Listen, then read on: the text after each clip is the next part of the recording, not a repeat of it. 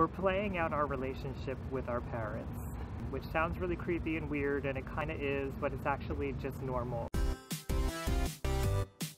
In my head.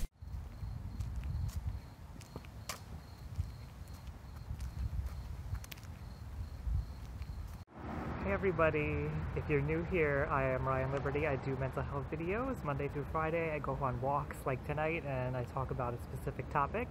So if you're new here, subscribe, hit that little subscribe button, and then if you want to get all of my videos, hit the bell that shows up afterwards and you will get all my videos. As always, there's a car coming, so you'll have to wait a second. Oh no, they're actually doing something. So quickly, the topic tonight is going to be sexual promiscuity and mental health. There was not a video yesterday because I'm not feeling so well. I'm still not feeling so well, but I'm on the road to recovery. Had like stomach issues. But we're going to talk about sexual promiscuity tonight, and that 200th this is the 199th video of my channel on mental health, and then the 200th video is coming on Monday. Hopefully. It was supposed to be when you're seeing this, Friday, but since I skipped a video yesterday, it can't be the 200th, and I actually need the weekend to be able to complete what I'm trying to do, so thank you for your patience, anybody who's been waiting.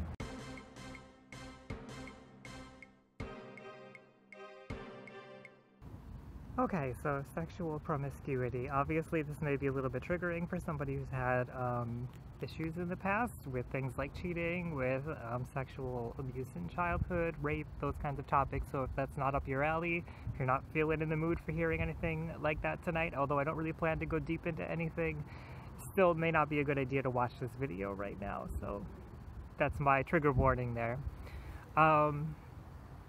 So I wanted to look at, well, first of all, I've had sexual promiscuity in my life, and this was a period where so let's just get into me, because my channel's about humanizing mental health, and part of that is my mental health.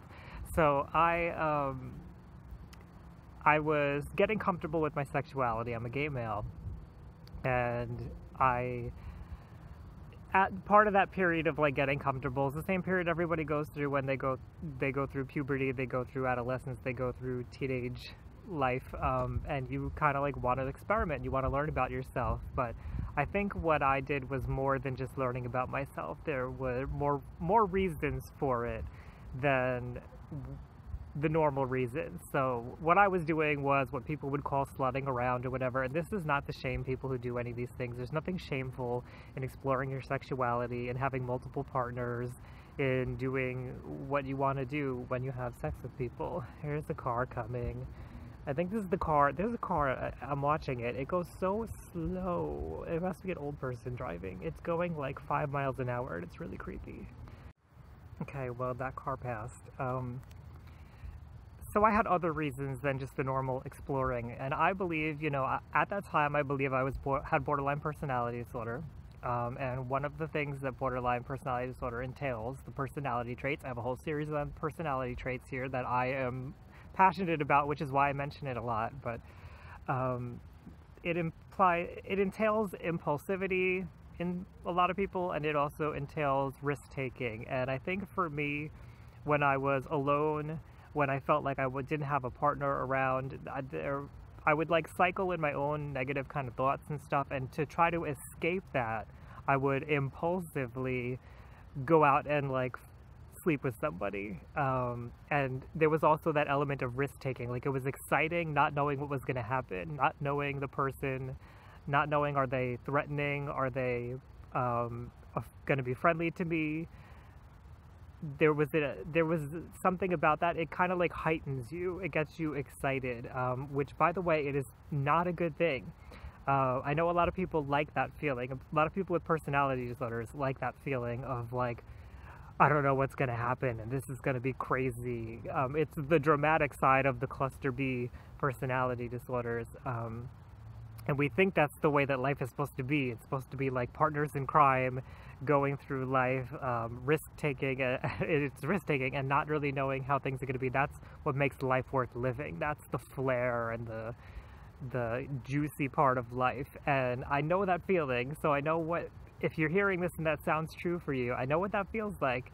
but it's not a healthy way to go through life, and it's not a healthy way to relate to people. So for me, I think that's how I got into sexual promiscuity. And again, I'm not shaming sexual promiscuity, because I would still go out and have a one-night stand with somebody. I have no problem with that.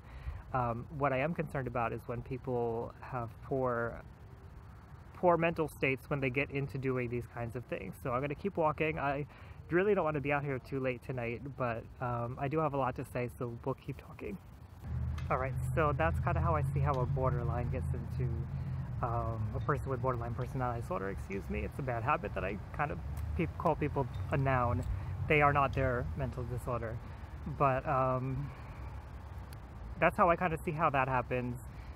People with narcissistic personality disorder, I think they probably do it for attention-seeking reasons, and the reason I think this is because I also, when going through a breakup, was having these attention-seeking feelings of wanting to have somebody pay attention to me, and that kind of motivated me to seek out partners to a point where it was definitely unhealthy.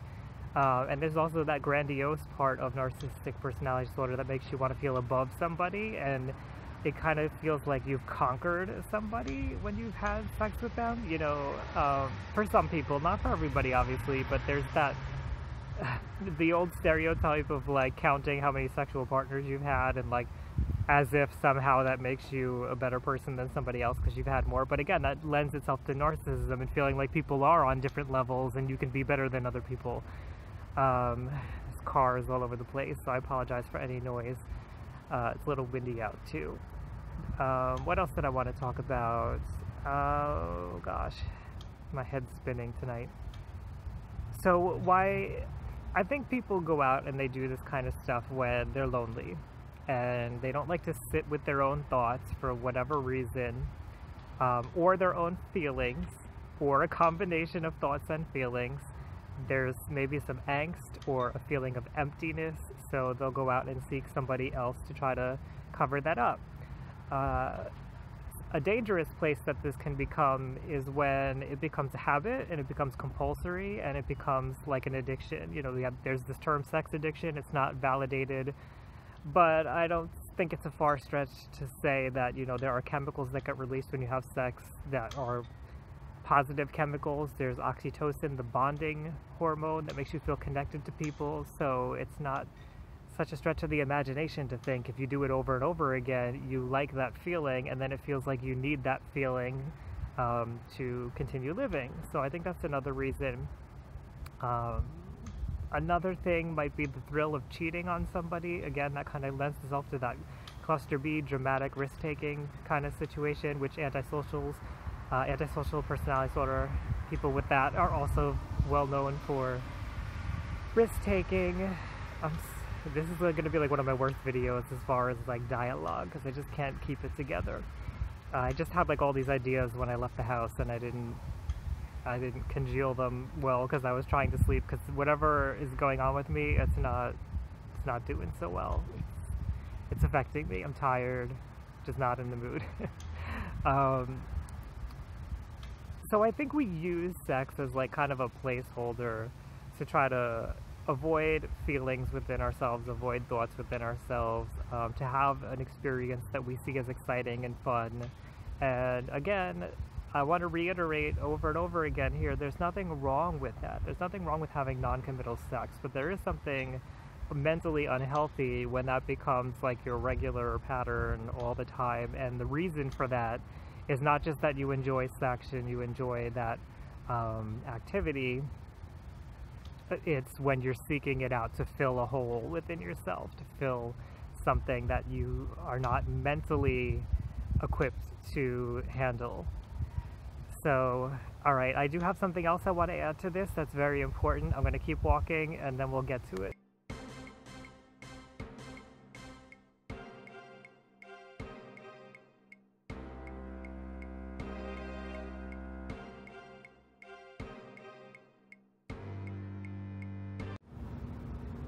I will never understand people here. Somebody just like circled around incredibly slowly and then sped off. Something in the water here, I don't know. Alright, so let's get back to the topic. My thoughts are congealing a little bit as I'm walking. A lot of times what we do sexually, and this is for any relationship, but of course with promiscuous stuff, this is also going to be true. We're playing out our relationship with our parents, which sounds really creepy and weird, and it kind of is, but it's actually just normal, because our parents are our first relationship. And obviously we're not having sexual relationships with our parents unless we are abused, but we learn how to relate to people through them. And so, well, let's go to the abuse place first.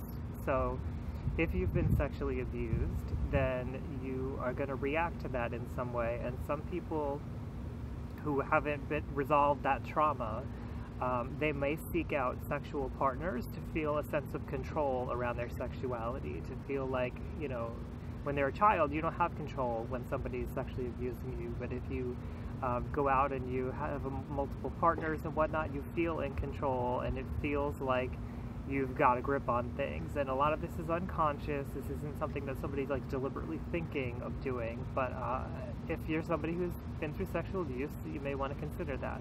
Other people will go another way, and they'll feel they'll feel control in a different way and never sleep with the people, and kind of like shun people and slut shame, and say that it's wrong to sleep with people.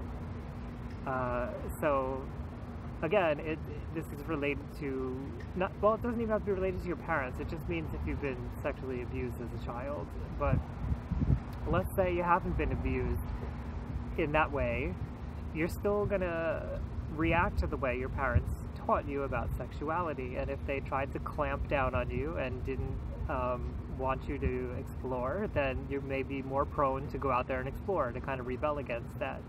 Or you may identify with what they're telling you, and again, look down on people who go out and explore their sexuality. So it's just kind of interesting how that plays out. Something to think about for yourself, and think about your own sexual history, and why is it that you do sleep around or you don't sleep around. Something else I wanted to talk about was cheating. I have never cheated on somebody, so I have personal experience to kind of go off of, but I have been cheated on, and when I was cheated on, I read a book about affairs, and it gave me some insight as to why people cheat on other people. And part of the reason is, again, to seek some of that like thrill-seeking stuff that they weren't getting in the relationship, which, you know, it's not normal to be thrill-seeking in a healthy relationship anyway. Of course you want to have fun, exciting times, but you don't, it's not meant to be that dramatic thing. But some people will do that. They'll cheat to do that and to feel some kind of power in the relationship, like, oh yeah, well, I just one-upped you because I cheated on you. Hold on. Well, that was really random. I'm going to let you into a little personal piece of my life. So I last year, around this time actually, I started speaking to somebody about sexual exploits, because I like to have some fun sometimes too. I'm human. I'm single. It's okay. And that person just happened to see me on the street. We've never met in person before. Kind of freaked me out because they came up behind me. I had seen them earlier and I thought that might have been them, but I didn't really say anything. But they came up behind me, introduced themselves, car, and that is what it is. So weird. I swear, sometimes when I do these things, I feel like I'm like conjuring up the attention. Okay, anyway, so I was talking about cheating.